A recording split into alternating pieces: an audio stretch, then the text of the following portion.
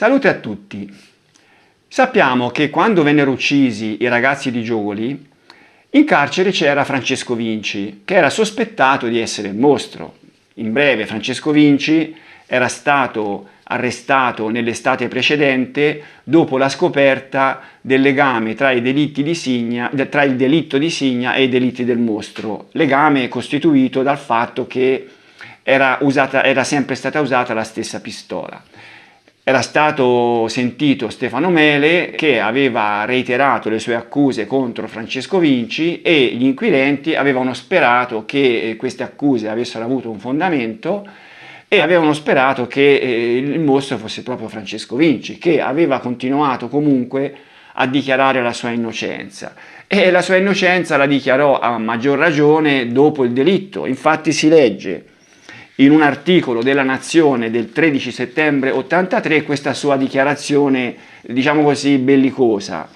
Se la pistola che ha sparato venerdì è la stessa usata per il delitto di cui sono accusato, vuol dire che il responsabile degli omicidi è una sola persona e non posso essere io. Ma ora ribadisco con più forza la mia innocenza. Dopo 13 mesi passati in carcere ho il diritto di ritornare da mia moglie e dai miei 3 figli. Beh, diciamo che per pensare a un Francesco Vinci innocente c'era sì voluto questo delitto, ma già prima i conti tornavano poco.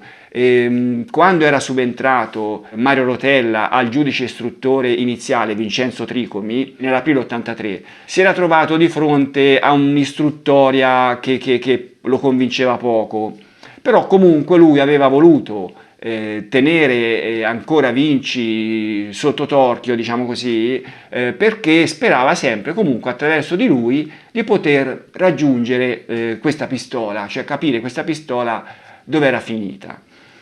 E allora si può immaginare che dopo questo delitto le convinzioni di Rotella fossero ancora più andate verso un'innocenza del personaggio, no?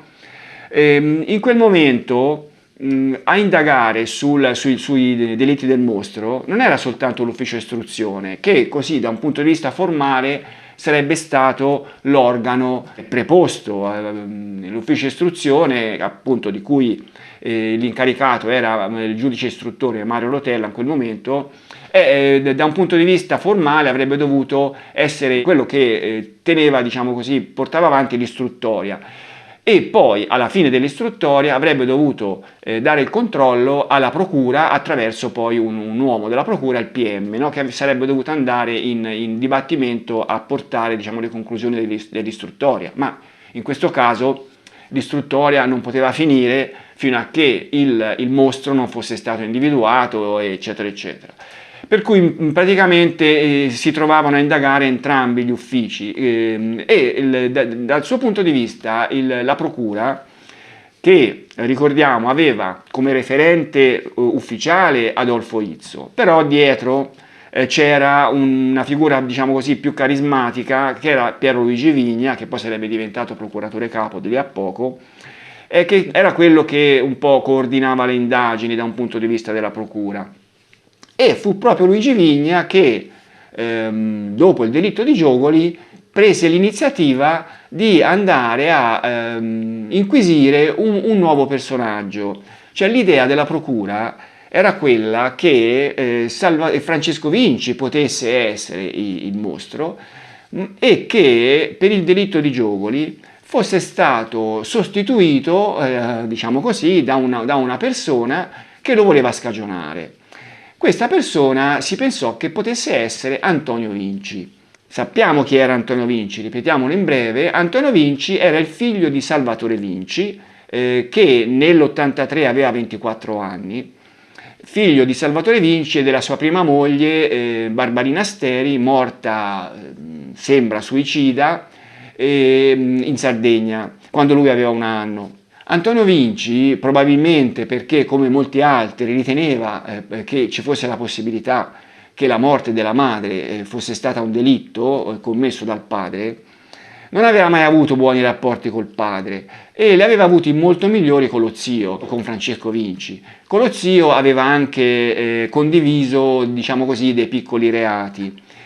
Ecco, allora la procura colse un pretesto, secondo me un pretesto, che era quello di un personaggio che era stato in carcere con Francesco Vinci, mi sembra un certo Castiglia, Antonio Castiglia, che aveva raccontato di aver avuto una proposta di vendita di armi da parte di Antonio Vinci.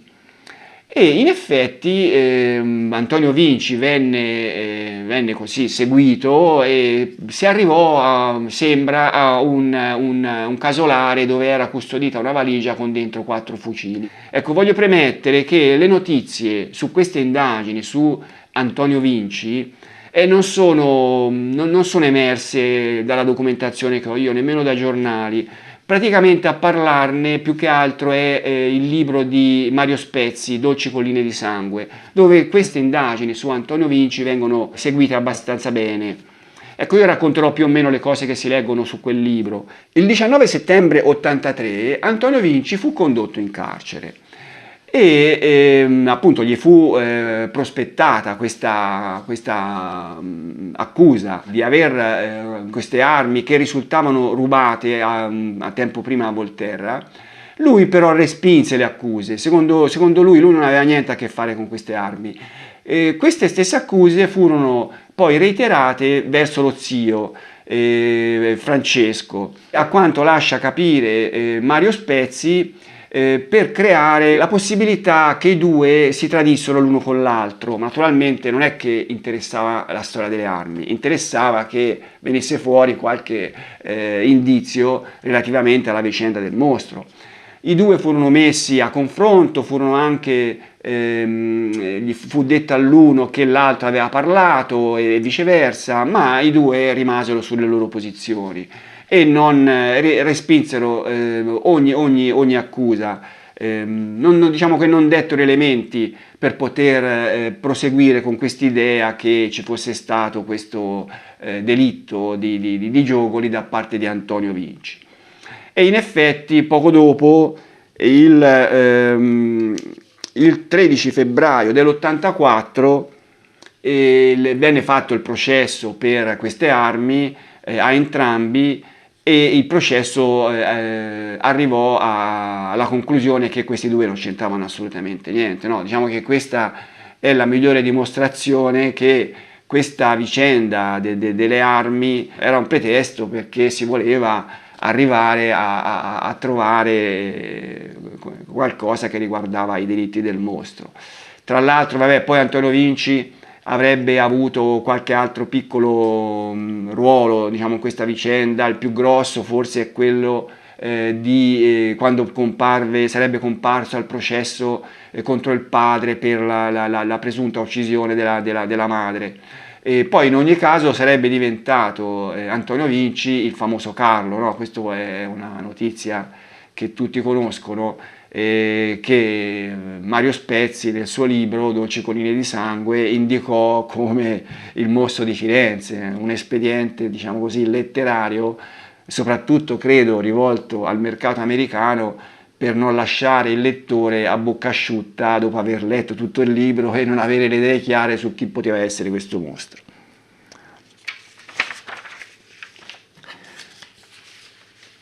Allora, come ho già detto, le indagini su Antonio Vinci furono tenute più che altro dalla procura.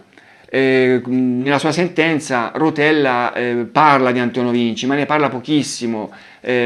Sembra di capire appunto che lui di queste indagini ne seppe poco. Rotella, come ho detto poc'anzi, si trovò nella condizione di prendere atto del fatto che Francesco Vinci non era il mostro, no? Però appunto riteneva possibile che attraverso di lui si potesse comunque arrivare alla pistola.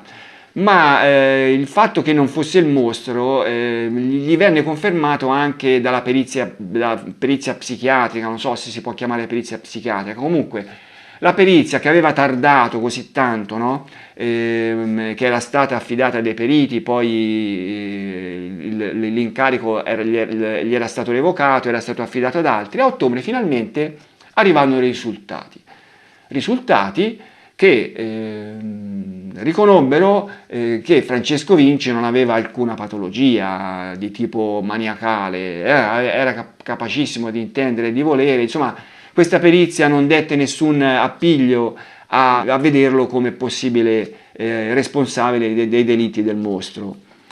E poi Rotella cominciò anche a prendere atto, e nella sua sentenza ne parla, degli indizi inconsistenti che erano stati trovati dal giudice istruttore e dal PM che avevano indagato prima di lui. Ecco, lui ne fa un elenco nella sentenza che vale la pena di leggere. Allora, vediamola per argomenti, perché diciamo, questi argomenti sono alcuni dei punti che vennero elencati dal PM al momento della richiesta di arresto. Non di arresto, della richiesta, diciamo, perché Francesco Vinci era già in carcere per un pretesto, maltrattamenti alla moglie, ma in carcere ricevette un mandato di cattura con questi punti. Ecco, Rotella li va a guardare il punto della pistola, lui scrive: il mancato rinvenimento dell'arma dei duplici omicidi si risolve nel senso che le dichiarazioni di Mele intorno alla pistola, cioè quando Mele aveva accusato Francesco Vinci di avere questa pistola, di averla presa e di essere andato con lui a uccidere, ecco, sono prive di riscontro queste dichiarazioni di Mele, che era il motivo 4 del mandato di cattura, e attesa la varietà delle sue versioni in merito inattendibili. Cioè in sostanza questa pistola che Mele diceva di aver visto nelle mani di Francesco Vinci non si era trovata, e niente poteva dimostrare che Francesco Vinci ce l'avesse avuta davvero. A dire il vero, Francesco Vinci aveva avuto, sì, questo era certo, una pistola in mano sua, che gli era servita, c'era stata di mezzo una rapina, avvenimenti però successi dopo il delitto di Signa, però quella pistola era una pistola a tamburo, e questa a Rotella faceva pensare che, insomma, se Francesco Vinci avesse avuto la possibilità, magari avrebbe usato quella pistola lì per i delitti successivi, no? Tra l'altro, questi elementi che Rotella trovò inconsistenti non riguardavano soltanto i delitti del mostro, ma riguardavano anche il coinvolgimento di Francesco Vinci nel delitto del 68, per il quale Rotella aveva qualche dubbio, aveva più di un dubbio. Per quanto riguarda la Lambretta, bisogna ricordare che Stefano Mele aveva detto nell'82 che era andato con Francesco Vinci sul luogo del delitto con la sua Lambretta. Quella Lambretta avevamo visto che era per il mese di agosto giacente, smontata presso un meccanico. Gli inquirenti avevano trovato un escamotage perché era sparita una Lambretta in quel periodo simile a quella di Francesco Vinci, e si pensò che potesse essere stato lui ad averla rubata e poi ad averla utilizzata per andare sul posto dove vennero uccisi Barbara Locci e Antonio Lo Bianco. Ecco, vediamo cosa dice Rotella su questa Lambretta. In secondo luogo, è un fatto obiettivo che Vinci non disponesse della sua Lambretta nel 68. Mele insiste ancora nell'ottobre 83, quando Rotella lo aveva interrogato, ad indicarla quale veicolo adoperato per recarsi sul luogo del delitto. L'ipotesi che possa essersi trattato di quello simile sottratto a Zaninelli non ha nessun riscontro. Un altro elemento che aveva fatto pensare male di Francesco Vinci era stato il suo alibi poco solido affidato alla moglie, no? Perché lui aveva detto di essere stato la sera del delitto di Signa con la moglie, e per irrobustire il suo alibi nell'82 aveva aggiunto il fatto che la moglie quella sera lì era andata da un vicino che vendeva in casa a comprare delle lamette. Questo vicino aveva negato e dice Rotella: quanto all'alibi del Vinci, rileggendo attentamente la testimonianza di Brunetto Andreini, che sarebbe questo vicino, ottenute dal PM, le sue negazioni provano troppo. Egli afferma di non conoscere nessuno dei vicini, di non aver sentito all'epoca parlare del duplice omicidio e di non aver mai venduto in casa. Insomma, questo Andreini A Rotella parve che non fosse molto affidabile, cioè che lui avesse voluto tirarsi fuori dalla vicenda, non so, magari anche per non essere accusato di vendita, non so, che non poteva vendere in casa, io non so cosa c'era dietro, però le sue dichiarazioni parvero fin troppo così contrarie, diciamo, all'alibi di Vinci, no? Poi, sempre sull'alibi, Rotella dice sull'alibi che non era precostituito. Il discorso è altro e più generale e concerne la diversa rilevanza tra l'alibi trovato, meramente falso, e quello precostituito. Cioè un conto è un alibi falso e un conto è un alibi precostituito. Un alibi falso può essere anche dato perché non c'è un alibi, no? La persona può trovarsi di fronte a delle accuse, non può dimostrare di non essere stata sul luogo, diciamo così, del delitto e allora si inventa un alibi. Però non è la stessa cosa, diciamo la gravità è molto minore di chi questo alibi se lo fa prima. Nella specie è possibile supporre che Vinci non abbia dato un alibi veritiero, ma non che si tratti di un alibi precostituito. Poi, una cosa che a Rotella faceva pensare che Vinci non c'entrasse nulla era la rilettura delle intercettazioni del periodo in cui lui era scappato, diciamo, era sparito e lo si cercava dopo appunto le rivelazioni di Mele sul fatto che lui era l'assassino, nel momento in cui si era trovato il legame. No? Francesco Vinci era sparito, però telefonava a casa e il telefono di casa sua era sotto controllo. Quanto all'atteggiamento di Vinci all'epoca dell'arresto, nell'82, le intercettazioni disposte sulla sua utenza di Montelupo, dove comunicava con sua moglie, fanno chiaro che egli non conoscesse la ragione per cui gli si perquisiva il domicilio e veniva ricercato in casa. Peraltro Vitalia, la moglie, gli faceva capire che si trattava di cosa avvenuta a Firenze prima che se ne allontanasse e lui se ne stupiva, avendo la mente rivolta ai reati intanto consumati in altra zona, in quel torno di tempo per i quali era uccel di bosco. Insomma, in queste intercettazioni parve evidente che Francesco Vinci non aveva idea che si andasse a cercarlo per i delitti del mostro, ma pensava che si andasse a cercarlo per i reati che lui consumava, diciamo, in quel periodo, no? Per i quali appunto era scappato. Poi per quanto riguarda la gelosia, no, che era considerato per il delitto del 68 il movente fondamentale da attribuire a Francesco Vinci. Sentiamo cosa ne pensa Rotella.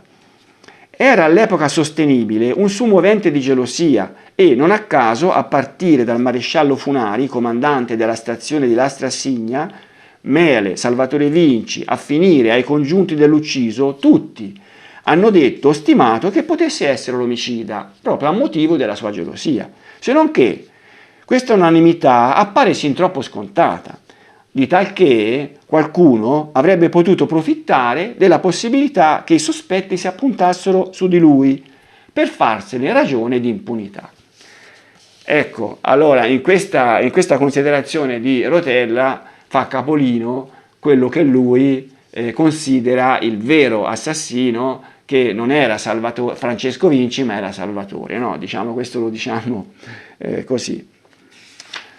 Poi Rotella, una volta che si rese conto dell'impossibilità o dell'irragionevolezza di Francesco Vinci come mostro, cominciò a rileggere gli atti da un punto di vista, diciamo così, un po' diverso, e andò a rileggere le dichiarazioni di Natalino Bambino, fatte nel 69 al giudice istruttore Spremolla. Ecco, queste noi le abbiamo già viste abbondantemente nei video di Signa. Ecco, bisogna ricordare che dentro queste dichiarazioni c'era un fatto molto importante, che era la presenza, secondo Natalino, sul luogo del delitto, dello zio Piero Mucciarini, che poi era stato anche, il suo nome era stato trasformato in Pietro, ma Rotella era perfettamente consapevole che dietro questo cambio c'era stato un intervento di una zia del bambino e la cosa lo lasciava un po' perplesso, no? Sul fatto che i familiari di Stefano Mele potessero aver avuto qualcosa a che fare con questo delitto. Non a caso Rotella andò a ricontrollare gli interrogatori e le intercettazioni della famiglia Mele all'indomani della scoperta del legame tra Signa e gli altri delitti. Allora sappiamo che venne interrogato il 27 luglio Stefano Mele a Ronco al Adige. Si presume, cioè sembra abbastanza probabile che Stefano Mele avesse avvertito telefonicamente almeno la sua famiglia di quello che stava succedendo. Questo si può presumere, però non ci sono certezze. Quando si andò a sentire la famiglia Mele, gli inquirenti non l'avvertirono di queste novità, ma giustificarono questo nuovo interesse per il delitto di Signa con la possibilità che si arrivasse a una revisione del processo. Allora, vediamo chi erano i Mele, riassumiamolo, l'ho già detto credo in altri video, ma riassumiamo. Allora, i fratelli Mele erano in 5, 3 femmine e 2 maschi. Allora, la prima era Maria. Maria, che era vedova senza figli, viveva in casa con il padre, vecchio padre Palmerio. Dopo Maria c'era Stefano, e qui finivano i 2 figli della prima moglie, cioè Palmerio era rimasto vedovo con questi 2 figli, poi si era risposato e erano venuti 2 gemelli, i gemelli erano Antonietta e Giovanni. Antonietta era sposata con Piero Mucciarini e Giovanni invece era scapolo. Giovanni per tanti anni e anche nell'82 era ancora a Mantova, aveva lavorato a Mantova come guardiano notturno in un'azienda di Mantova. Poi l'ultima era Teresa che era sposata con Marcello Chiaramonti e in quel periodo viveva a Piombino, era emigrata, diciamo, era andata ad abitare a Piombino. Allora, la prima a essere interrogata il 16 agosto fu Maria, la più anziana, che tra tutti, dice Rotella, si distinse per diffidenza. Quando le fu prospettata la possibilità della revisione del processo, lei disse questo: a questo punto sono passati dai fatti 14 anni e noi ci siamo rassegnati. È una vergogna che ci portiamo. Io non ho interesse alla revisione del processo e se c'è da firmare qualcosa sul punto non firmo. Del resto mio fratello avrebbe fatto bene a dire la verità all'epoca e non a dire tutte quelle bugie che riportarono i giornali.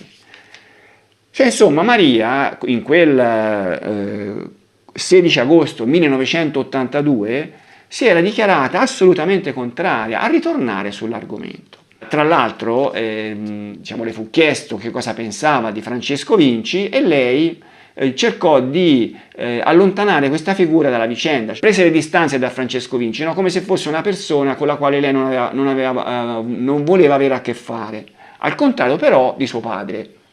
Suo padre, anziano, che venne interrogato, diciamo, nello stesso giorno, invece reagì in modo diverso, cioè lui considerava Francesco Vinci il responsabile di questi delitti e ne disse, diciamo così, di peste e corna, no? Mettendo in grave imbarazzo Maria. Allora, qui è bene che fare una piccola riflessione, no? Ci possono essere 1000 motivi del perché la donna avesse tentato di allontanare Francesco Vinci da questa vicenda e invece il padre no, al contrario. Io penso che i due sapessero le cose in modo diverso, cioè molto probabilmente Palmerio era all'oscuro di qualcosa che invece Maria sapeva e a Maria, diciamo così, creava imbarazzo questa cosa, no? Teniamolo presente. Quello stesso 16 agosto, il pomeriggio, venne interrogata Antonietta. Ecco, Antonietta, la moglie di Mucciarini, era a letto, purtroppo era gravemente ammalata di tumore, era in fase terminale. Ecco, da Antonietta non si seppe molto, tra l'altro dopo poco il medico consigliò di interrompere l'interrogatorio. Però è importante un fatto, che le intercettazioni restituirono una telefonata subito dopo di Antonietta a Natalino, a Natale, insomma ormai si può chiamare Natale, dove gli diceva di andarlo a trovare. Poi telefonata che avrebbe confermato anche lo stesso Natale. Il 17 agosto, il giorno dopo, fu la volta di Giovanni. Teniamo presente un fatto, questo ci aiuterà successivamente a interpretare certi comportamenti di queste persone. Giovanni, il 16, il giorno prima, era a Mantova e arrivò lì, poi mi sembra che fu ospite di Mucciarini e Antonietta, arrivò il giorno dopo, il 17, e il 17 venne interrogato. Per cui teniamo presente che il giorno prima sia Maria che Antonietta erano state interrogate senza aver prima parlato con Giovanni. Teniamo presente anche un'altra cosa, che nella famiglia Giovanni era, diciamo così, il riferimento. Allora Giovanni cosa disse? Cioè lui disse che il fratello non era affidabile, insomma, che il fratello a quel punto lì era anziano, era stato in carcere e quello che diceva era inaffidabile, e soprattutto disse anche che il fratello era succube, diciamo così, di certe amicizie, magari riferendosi forse a Vinci, non lo so, forse a Salvatore.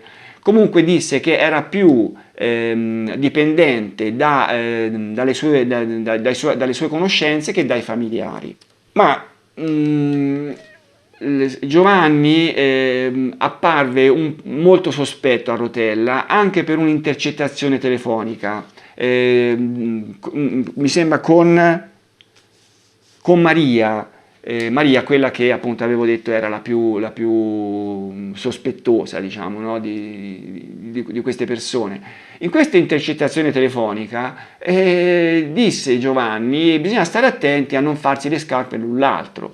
Però lo disse a mezza bocca, perché fece capire, Sergio Rotella capì, che i due sapevano, diciamo, sospettavano che il loro telefono fosse sotto controllo.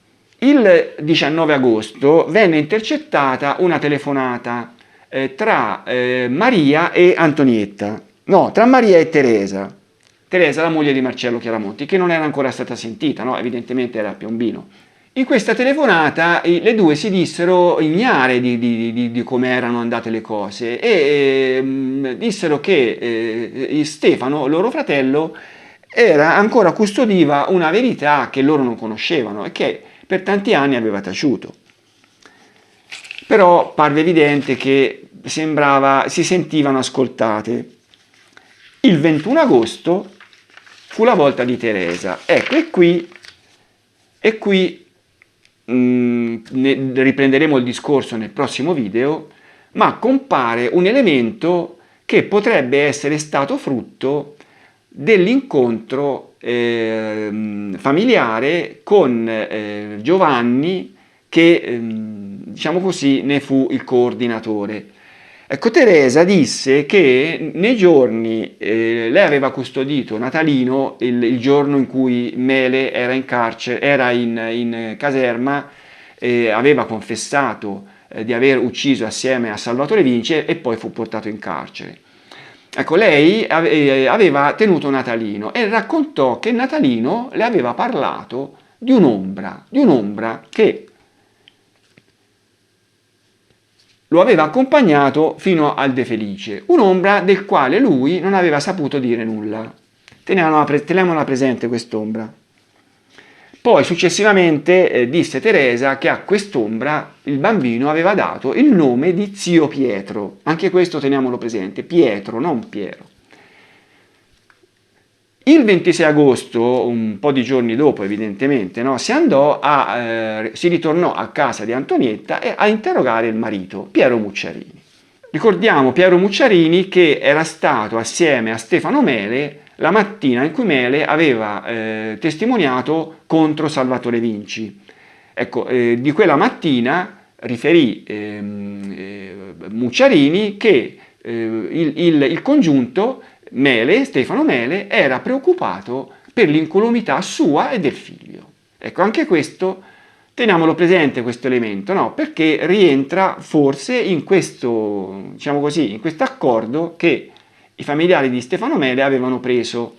Questi interrogatori, queste intercettazioni erano state esaminate anche da Vincenzo Tricomi e da Izzo nell'82, quando era stato arrestato poi Francesco Vinci, ma evidentemente loro le avevano ascoltate con l'occhio tutto rivolto a Francesco Vinci, cioè non avevano tenuto conto di questi elementi, di queste paure, questo nervosismo dei familiari di Stefano Mele, no? Cosa che invece a Rotella parve molto sospetta.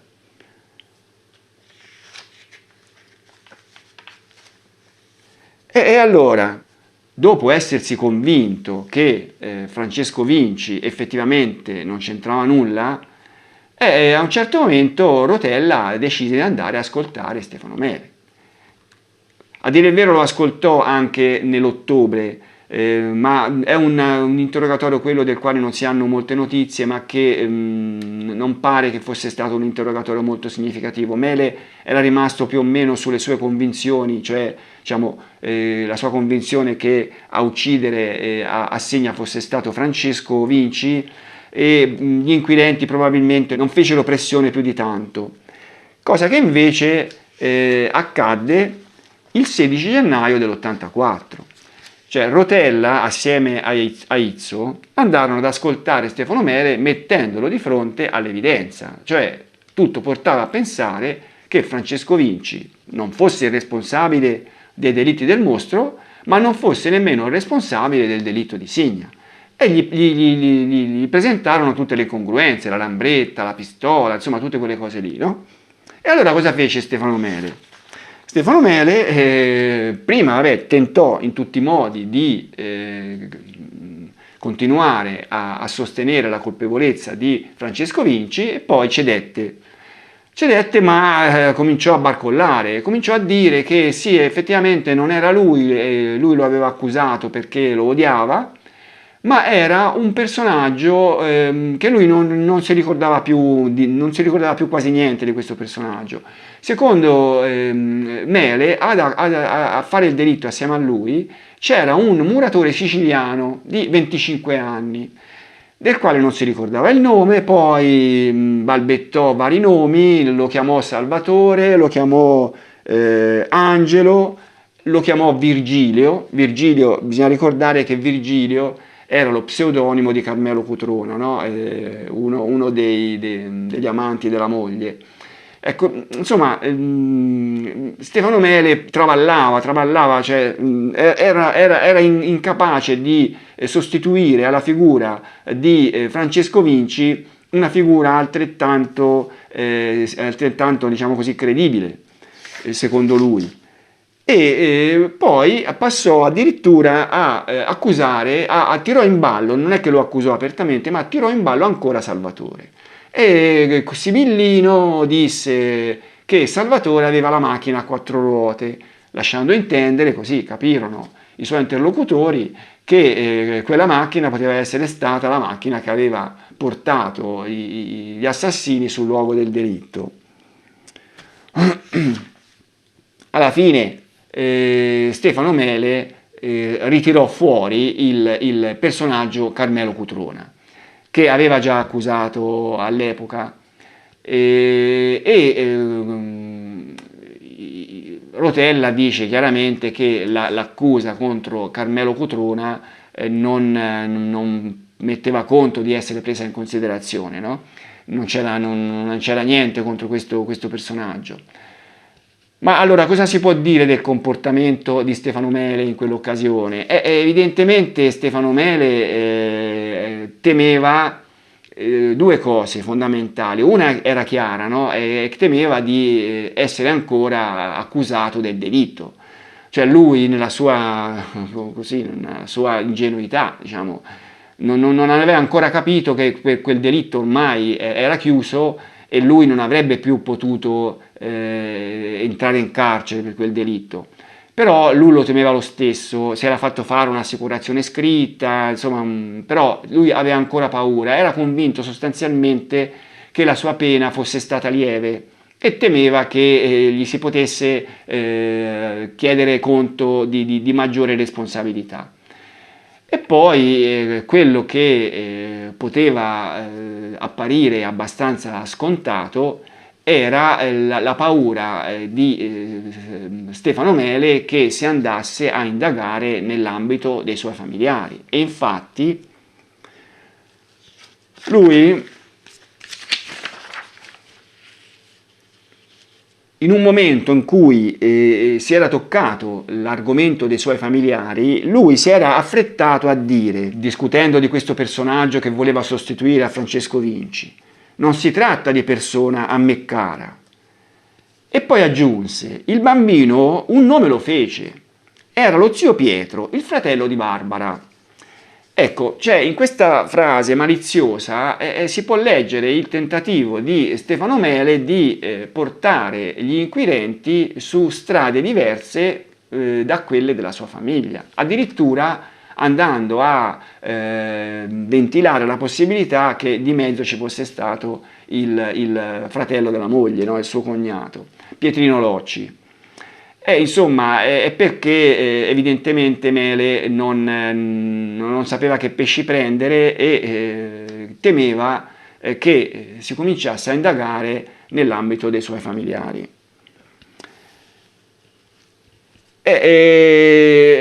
Rotella da queste sue dichiarazioni trasse la convinzione che effettivamente nell'ambito dei suoi familiari era il caso di indagare. E infatti il 18 gennaio andò a interrogare, cioè 2 giorni dopo aver interrogato Stefano, andò a interrogare Giovanni.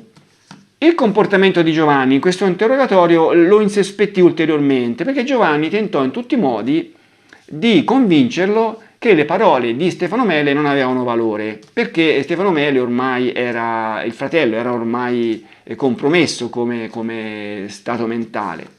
Però insomma Rotella vide un atteggiamento che gli dava così, lo lasciava poco convinto. Ma forse la cosa che più insospettì Rotella non fu quello che gli disse Giovanni, ma quello che gli disse Rosalia Barranca, la vedova di Lobianco.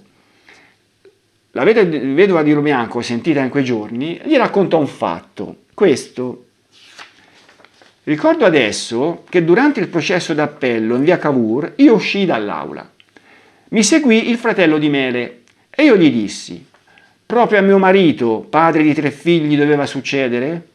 Lui rispose che gli dispiaceva per mio marito, ma non per la cognata, giacché per loro la cognata era già morta prima che la si uccidesse. Ricordo che disse anche: prima o dopo a qualcuno che era con lei sarebbe dovuto capitare. Mi dispiace che sia toccato a suo marito.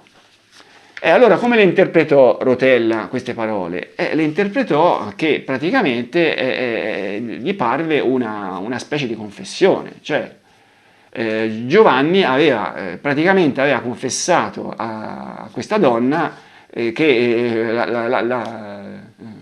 la Locci era stata uccisa dalla famiglia, questa parlando al plurale che la si uccidesse e così via.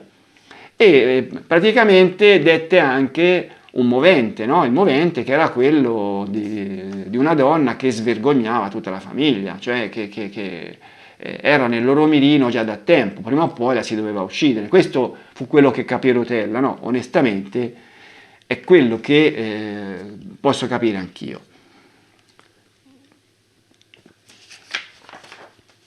Allora, sembra un caso, però le cose non avvengono mai per caso, no? Ma qualche giorno dopo, il 21 gennaio, arrivò un personaggio a rinfocolare i sospetti su Giovanni.